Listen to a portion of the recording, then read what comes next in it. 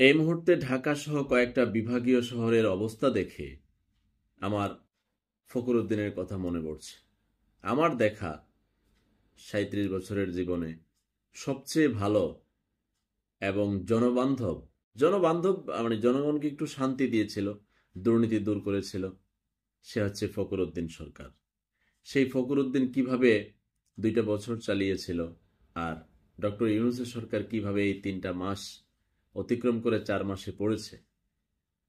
এখন আপনি বলতে পারি যে ফখরুদ্দিন সরকার কেন ততটা সফল হয়েছিল।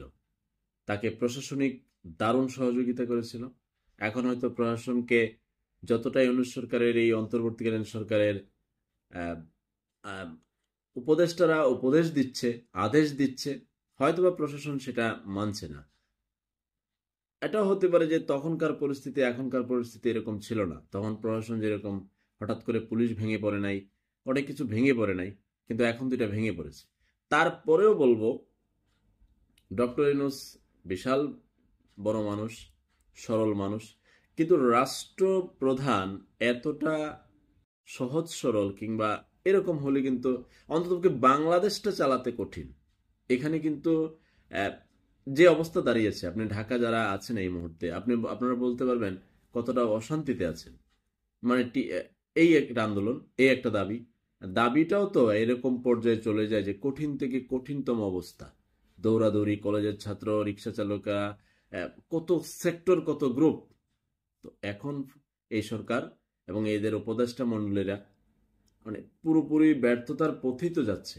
এত অশান্তি, এত হাঙ্গামা।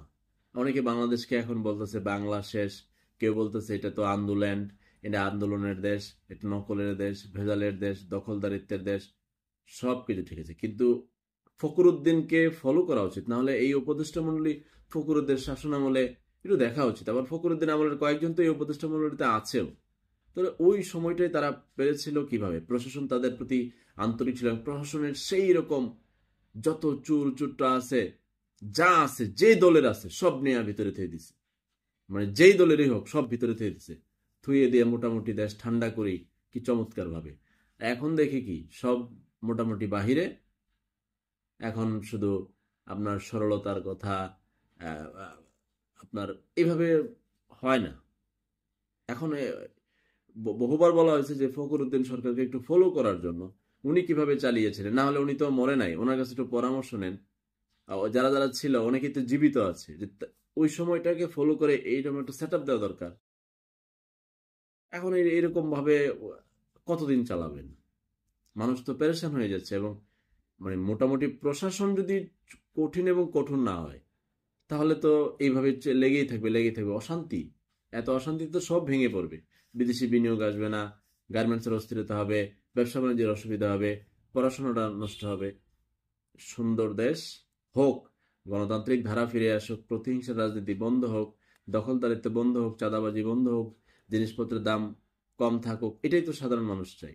সাধারণ মানুষ তো আর ইউনিট সরকারের কাছে বাড়ি গাড়ি চায় না। কিন্তু প্রশাসন ব্যর্থতার পথে, কঠোর হন। না হলে ফখরুদ্দিন মঈনের সাথে কথা বলেন, তারা কিভাবে পরিচালিত করেছে। না হলে যে যে আগের উপদেষ্টা আছে তাদের সাথে কথা বলেন, আগের প্রশাসনিক অফিসারদের সাথে কথা বলেন। আল্লাহ হাফেজ।